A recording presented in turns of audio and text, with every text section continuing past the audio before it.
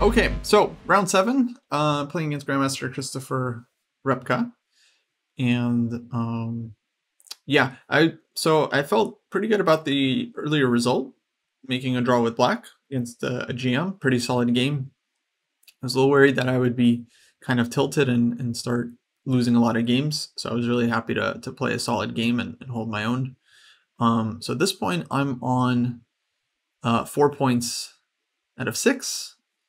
And I'm playing Repka. I actually played him in my last tournament in St. Louis, which was just like a week before this game, basically. Or maybe not even a full week, actually. And I think it was a full week. Actually, I'm struggling now to remember. It was something like a week ago we played. The last game he was white, and he prepped really well and got a very nice position, and then just won a very smooth game.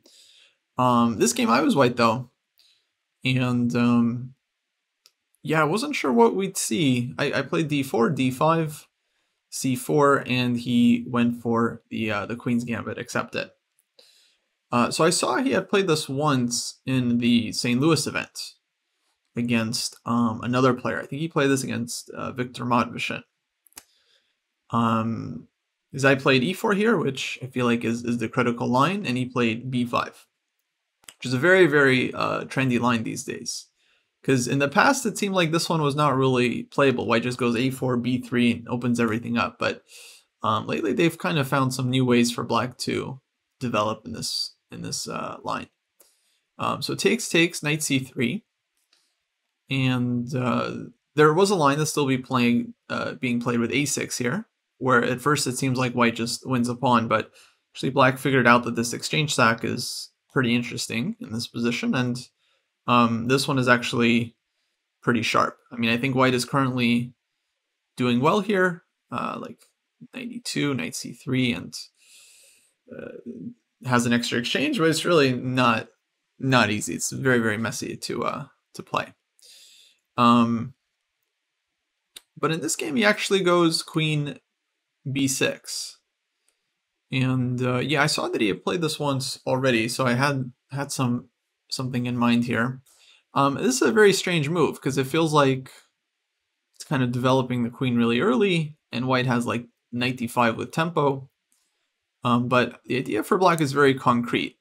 After queen b7, Black wants to go like e6 here and just develop. And if White plays bishop f4, which looks like game over, Black can play this move e5, which is definitely a computer thing. But there's some line here, like takes, knight d7, check, king d8, and it's like a total mess. But because Black played e5, there's like bishop b4 check in the position, and this one, so it's yeah. Anyway, super messy.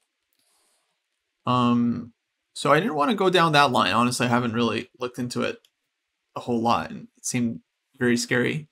But I did see an episode of Jan Gustafsson's opening clinic from Chess24. And someone asked about this line, and he basically said, like, it looks like the line is pretty solid for Black, but this move is worth a try, bishop e3. So I have to give credit to that video, because you don't often, hear stuff in like a random YouTube video that you can later use, but this one was very useful because, this game, I think, started off pretty well for me. So bishop e3, the idea is to push d5 and kind of harass the queen this way. And Black has to be precise here. E6, very, very important to open up the bishop, d5, and bishop c5.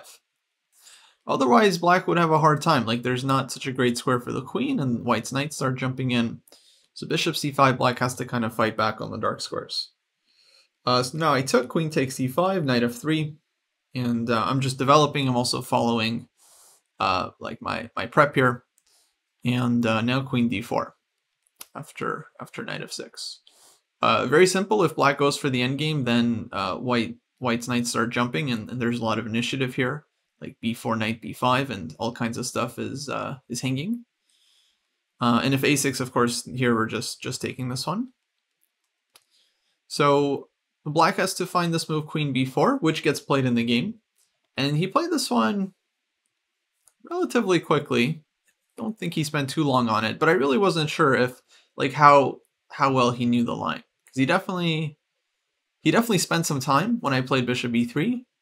But this might have been something he looked at, maybe not. I really wasn't sure, because his moves didn't actually take him that long, and I think he found all the best moves here. So now bishop e2. So leaving the pawn hanging. If black takes this one, I think it's super dangerous after castles. White's going to get rook b1, and black is just very underdeveloped here. So he castled. Here goes rook d8, and I think this is where I was pretty much out of book. Because I had some ideas about how to play the position, but I don't think I looked at rook d8 specifically, and basically was on my own here. But I felt very good. I mean, white's down a pawn, but has tons of initiative and kind of nice lead in development. Black's pieces are kind of awkward. Black has like awkward development. So it definitely feels like a very, very fun position from white's point of view. This b pawn isn't really hanging because white always has rook to b1. And I was also aware that white has some ideas here to play like a move like b3, where if black takes with the queen, then rook b1, and the queen side just gets lit up, and of course can't take with the pawn, and otherwise white is winning their pawn back and opening up the position. Just has great lead in development. The problem, of course, is after rook d8, black threatens knight c6, which is a very awkward move to meet. If rook takes a7, knight c6. I think would be the response, and I think white just loses on the spot. So maybe there's queen b6, but okay, it doesn't look amazing. Not sure. So I didn't take too long here. I kind of noticed that knight e5 looks like a move, and really couldn't see what's wrong with it, and also couldn't really find another move that made sense other than knight e5. So I think I ended up spending like maybe 3-4 minutes on this and just playing this one. Although generally I would spend more time in like a sharp position, but I really just didn't see what else to do. Stopping knight c6, activating the knight, putting more pressure here, looking at f7, of course, and yeah, just seemed like a nice move. I'm also opening up the f3 square for the bishop, which I feel like is going to be very useful. So black plays e d5 here, e takes d5, and bishop b7. And yeah, now he's taking aim at the d5 pawn, and basically it felt like white has a big decision to make here. So I first started looking at rook takes a7 because it seemed like, okay, this pawn is hanging, and he couldn't really play a6 on the last move, I think, because queen b6 would be a pretty annoying threat. So rook takes a7 was kind of my first thought here. I also wanted to consider bishop f3 just to kind of hold on to the pawn and keep white's initiative. But I was worried that with bishop f3 I would kind of lose a little bit of steam. So I really wanted to make rook takes a7 work. Because on bishop f3 maybe black goes queen e7, maybe a6. It's like then I'm kind of I still feel like white is doing well, like rook e1 or something, but yeah, rook takes a7 just felt a lot more forcing, so I really wanted to kind of investigate, and actually ended up really liking what I found, because on rook takes a7, main idea is that if black trades off and takes on d5, for example, then white is taking on d5, and then f7 is hanging at the end. So I thought something like this, queen takes here, king h8, and I evaluated this position as just being very good for white, even if I don't have like anything immediate, just because black's king is now really weak and my pieces are active. Knight on b8 is poorly developed, but I was also thinking queen e6 just looked very, very good, just concretely, just setting up a bunch of tactics. And yeah, from afar, I didn't see an obvious solution for black here. Maybe he has one, but I'm not sure. So a move like this just runs into our favorite smothered mate. So why not queen g8 check? So I can take with the king, of course. Very funny. So that looked good. And of course, if not bishop takes d5, then this one is hanging. So yeah, black can't really play rook takes a7. So on rook takes a7, I thought the main move here would be queen e7. And Actually wasn't sure what to do in this position. Of course, I could just take and play something like bishop f3, but there's always like b4, and that's the problem. Once the queen leaves the e7 square, b4 becomes an issue, and if I have to move my knight somewhere, I lose the d5 pawn, and it looks like I'm just losing my entire advantage. So I don't remember how many moves I was looking at here. Don't think I was looking at a lot of moves. I think maybe I was considering bishop f3 in this position. With ideas of like rook takes a7, for example, taking here, and then if b4, something like knight c6, I was trying to make work. But of course, this felt very, very, very unclear overall. Like it was hard to figure out, although somewhat promising. Like takes here, and cb7 with this threat. So I wasn't sure because the bishop, of course, feels very strong in all these kinds of positions. But eventually I settled on d6 here. Because actually the move itself is not super obvious, but it has some nice tricks. So if queen takes d6, of course, we're trading queens and winning the bishop. If rook takes d6, then there's rook takes b7. That was the real kind of trick, where it seems like white is winning a piece because everything is hanging.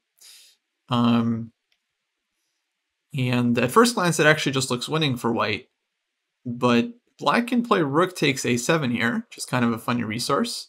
If I take on e7, there's rook takes d4. My pawn's not promoting. And I tried to make this work. I looked at knight takes b5 here. But then I think... What didn't I like?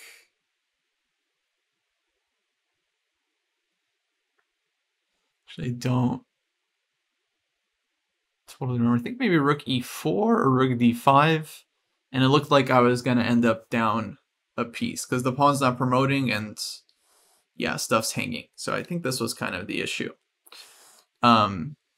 Right. Because at first I thought, oh, knight c6 defends, but then I realized, no, actually I can take and win the rook. And then I realized, no, rook e4 is the problem. But on rook takes a7, I can actually take back because this bishop is still hanging on b7. And if queen takes d6, queen takes bishop. If rook takes d6, then queen takes knight. And if queen takes e5 here, queen takes b7, I thought we might get something like this. Black should probably take the pawn. To me, it looked like white was going to be much, or at least clearly better in this position. Either knight takes b5 here or queen takes b5. I don't know. During the game, I hadn't decided, but I was kind of thinking down this line. Where this pawn is weak, black still has to develop the knight. And feels like I'm very likely to win the c pawn, and then I have an extra pawn, and hopefully some decent chances. Or knight takes b5, and then looking to just win this one immediately was also possible. So I wasn't sure, but that looked very reasonable to me, like I'm getting a nice edge, and I felt like that was, during the game, that's what I thought was the best that black could do. So yeah, I ended up going rook takes a7. Because again, if just rook takes, queen takes, black just doesn't have a great move here because everything is hanging.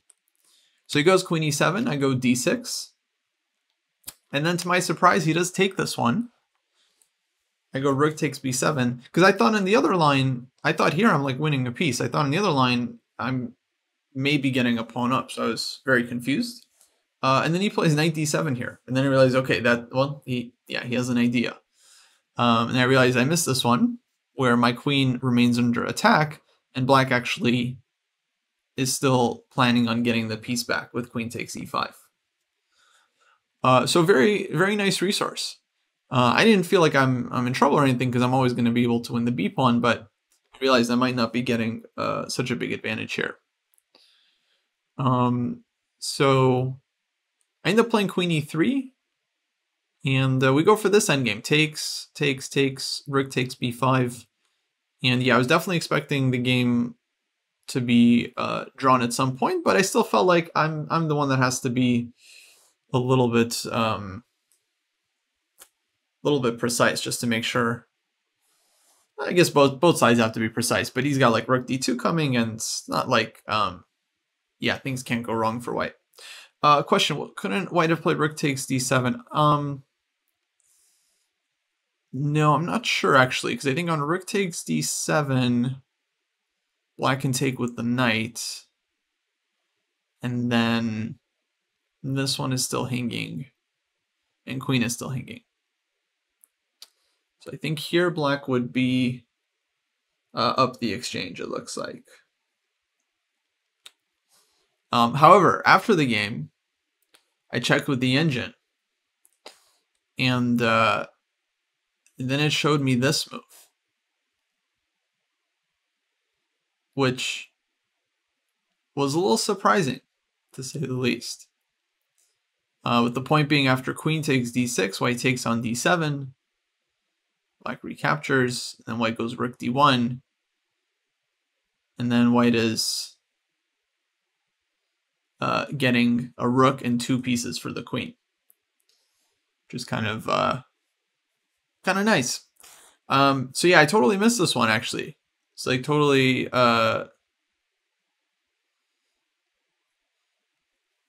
discounted this one. I don't think I even considered queen takes d6 because I kind of missed this, and so I was like, oh darn, looks like he's getting the piece back. But it's a very cool trick actually. Of course, the point is white already won a piece, so we're 1 piece up. Now we're getting the rook, a second minor piece. Yeah, somehow in my head I didn't really think this far. But it's kind of a nice combination, rook d1, and then white is just taking the knight on d7, and is just going to have 3 pieces for the queen. And just a completely winning position. Like, for example, I was just thinking about some sample line. Let's say queen f6, white takes here. Let's say black pushes b4 or something, white goes knight e4. Black has back rank issues, the queen has to stay tied down to this one. Let's say queen h4 or something. White can even just take. There's still back rank issues, and then this is just dream position for white. Just the 3 pieces defending each other. You can go b3 somewhere. Everything is just beautiful. So h6 and just take this one, and so yeah, just totally winning position. So big miss on my end. I'm not sure if my opponent saw it or not. He if he did, he was keeping a good poker face, because it didn't seem like he was super nervous here. But yeah, kind of a cool tactic. Anyway, we get into this endgame. Rook e8. I play b3 here. I mean, I think white has a bunch of moves, but I felt like this is simple, just trading off the pawns. And at this point, I just felt like, maybe I had an advantage earlier, maybe I missed something, but at this point, I have no advantage anymore. So I guess we're just gonna make a draw. He takes here. He goes rook d2. I played h3. He goes h5. And yeah, I mean, the position is just very equal, of course. But if anyone has the right to play on here, it's definitely black, because he has the 2 knights. And with pawns on one side of the board, the knights are considered to be a little bit more favored when all the pawns are kind of localized to one area. But of course, I feel like white should be fine here, as long as I don't blunder something. So rook d1. He goes rook c2. And yeah, here I was choosing between, let's say, king f1 and bishop f1, basically. I wasn't sure which one to choose. Both seemed absolutely fine. That's the kind of awkward thing about this position, is like you probably have many good moves. I'm sure bishop b5 is probably okay. And then, rook b8, you get worried, some pins or something. You never know.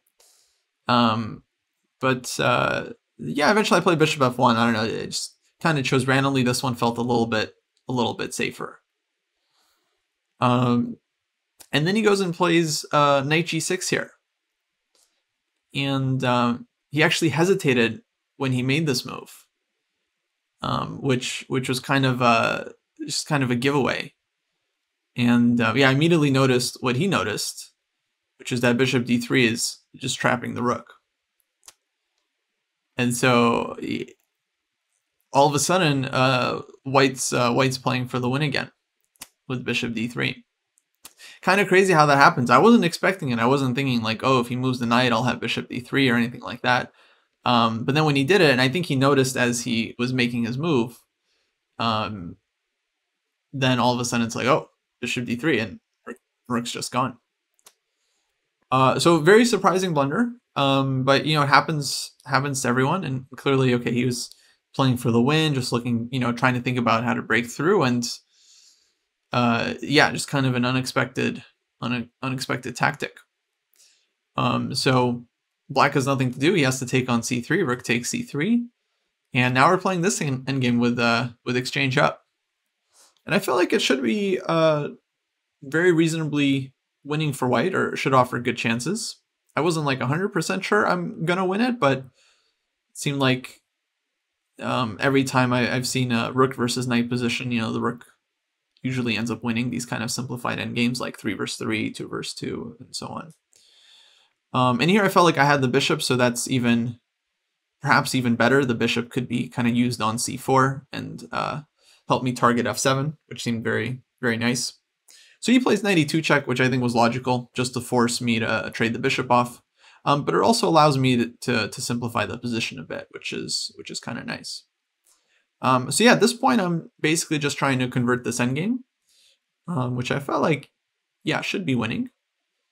I start with rook c7 here. I actually kind of blew it right off the bat. I could have started with rook d8 check.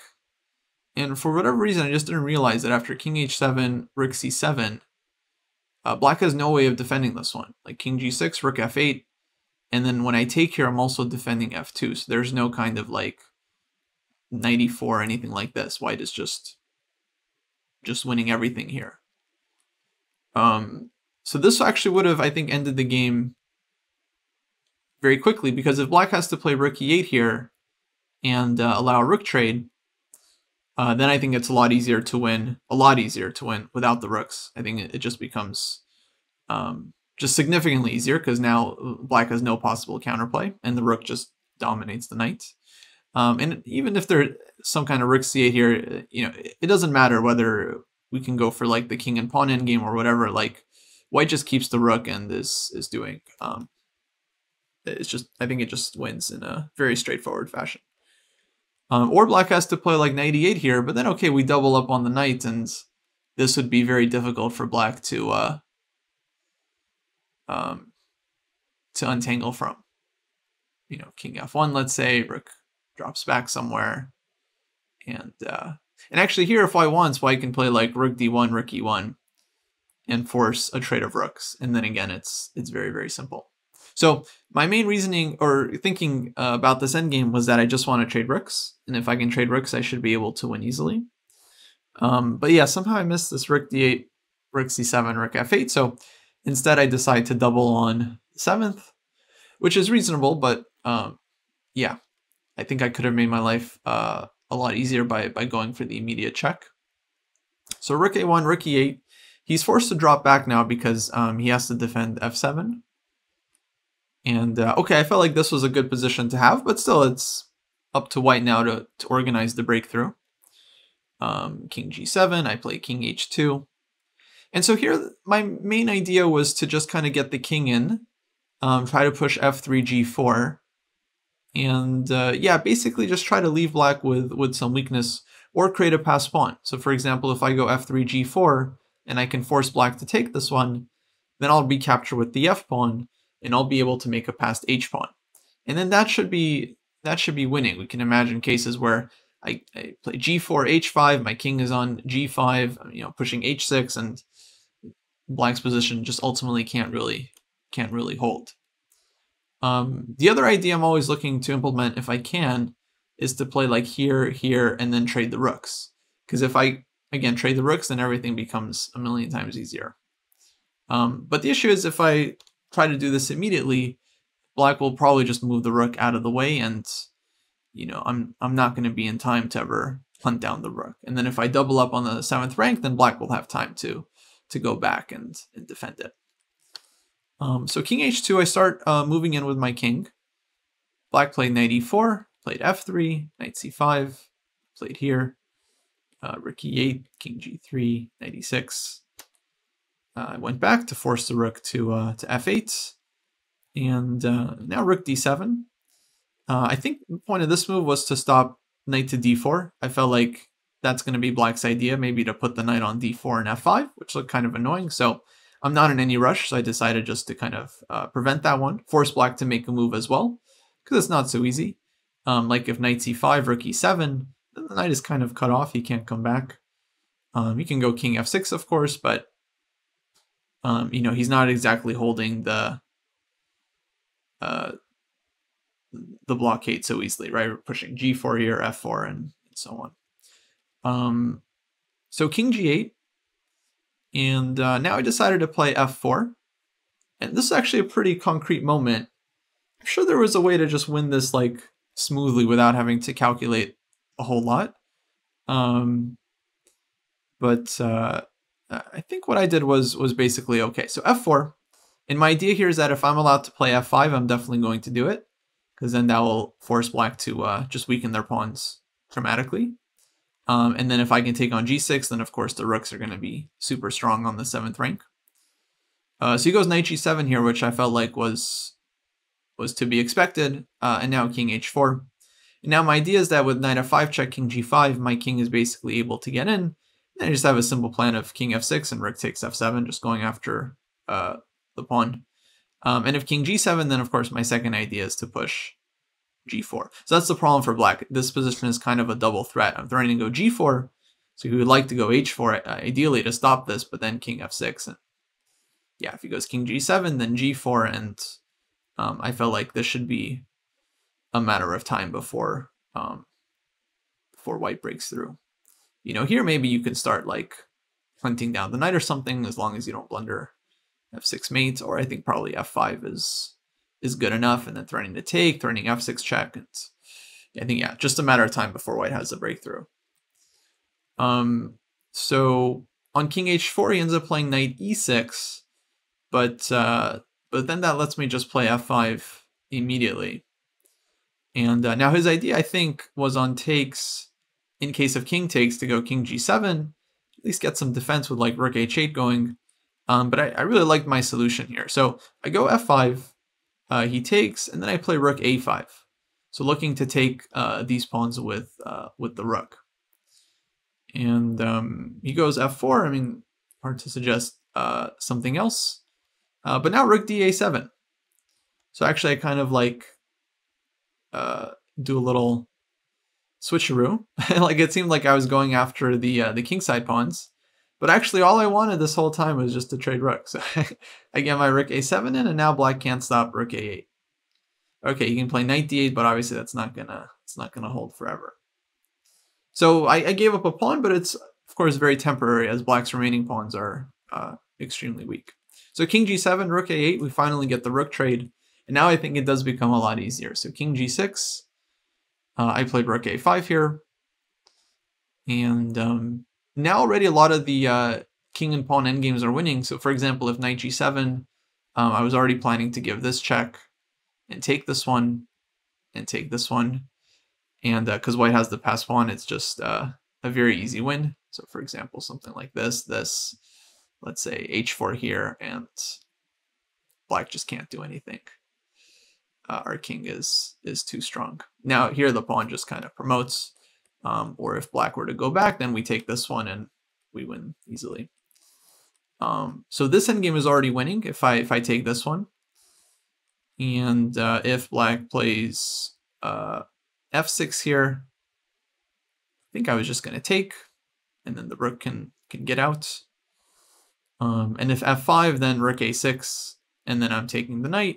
I don't have to, but this would be, I think, quite simple. Even something like this, I was calculating. This might not be the easiest thing, but I think it is pretty straightforward. h4, and yeah, black kind of runs out of moves here. The king has to be let out. But white can also just take, and this is very easy as well. So he ends up going knight d4. And now I felt like he wants some kind of knight f5 check maybe. So I think white could take or give this check and take. And I think the idea was to play f3. It's still winning for white most likely, but at least black is able to trade some pawns off. And, you know, who knows, with this h-pawn, it could be kind of tough to win. Although I recently had the black side of this endgame against Matvician, and the St. Louis tournament. Although he had like a better version, I would say, but I had like no holding chances whatsoever. So I felt like even this is probably should be a pretty straightforward one for white. But I wanted to make it simple, so I ended up playing rook d5, which I think was a nice move. Because now it hits the knight first. If the knight moves, then I'll take the pawn, and I don't have to worry about f3. And if he goes knight f5 check, then of course I'm taking this one and taking here. I had to calculate a little bit to make sure that this isn't actually saving the game for black, but white is just in time here. h4 takes, king here, and the h-pawn is just running. And if f6 check, then very important that white doesn't take the pawn, but plays either here or here. Let's say this one is the easiest, and then white wins. So this one is winning just barely. Like I had to make sure, but I was pretty sure that black didn't have anything. Like I also calculated like f6 here, and then I think yeah, there are ways to go wrong. If king h4, then f3 takes, king f4. Here I think black is in time to save the game. But I think if I remember correctly, both king h6 and h4 here are winning for white. Here, eventually the king just gets let out, and if this, then h-pawn just runs. So wasn't too hard to finish this one off. So rook d5, he goes knight c2. But now I give check. I take this one, and I've stopped f3 for the time being. Here he plays knight e1 though, so he finds another way to threaten f3, and I really wanted to kind of find the cleanest way. And I think what I did was pretty good here. So I play h4. Now the first idea is that if f3 here, my response was going to be g4, which I thought was kind of a nice resource. And then black can't stop rook f5 check, and then the pawn is totally stuck. So king e6, let's say rook f5. Okay, the pawn is defended, but if his knight moves, I'm just taking the pawn. So the pawn is completely stuck, and then I'm just moving my king and running the h-pawn. So very, very simple win. So king e6, and now I played rook g8, threatening this one. He goes king f5, and I think white has different ways here. Again, even if black plays f3, I think that endgame is winning, but I like this move, g4. So if the king moves to the e-file, then we've got rook e8. If king f6, then I think I was going to play here, and rook f8, and then I'm getting this one. And this, again, just easy win. Or if the king moves to the e-file, again, we always have rook e8. And after g4, if en passant, then rook takes g3, and the knight is kind of dominated. So this is like, I think, a very nice version of this endgame, because the knight is stuck. I just want to promote my pawn. And if knight c2, for example, then I have rook f3 check. I kick the king back. And I think I was going to play rook f4 here, but that was very precise, because it cuts the knight in like two directions. Because if the knight moves to the e-file, there's rook e4. And then I'm just playing here, and just winning the pawn or running the h-pawn. Yeah, game over. So rook takes g3, he played king f4. But now rook g1. And on rook g1, if knight f3, then the idea is to go rook f1. And again, I'm ready to go for the king and pawn endgame. So king g3, we're taking, and going king g5, f6, king f5, and game over. Yeah, for rook f1, f5, then king is just moving as black is still pinned here. And so he has to unpin. Whenever he unpins, we're just taking the knight and winning with the h-pawn. So yeah, after rook g1, he ended up resigning here because knight f3, he gets pinned, and that's just immediately losing. And otherwise, I'm going rook f1 and taking the pawn. So yeah, he called it quits, and we won the game. So this one definitely felt good. You know, in the end, of course, I felt like I got very lucky. Obviously, my opponent just like hung the exchange in the end game. Definitely an unforced error, but I was happy to be able to convert it. You know, I felt like I had to still show some good technique to actually win rook versus knight, you know, against a strong player. And also gave me my second win in the tournament over a GM. which I don't do very often. I did it once earlier this year. I beat 2 GMs in an event in January. And then before that, it was like several years since that has actually happened. So that's kind of a nice streak. I've never done that twice in one year. I don't think I've ever beaten 3 GMs in a tournament. That would be cool though. Maybe that will be the next goal.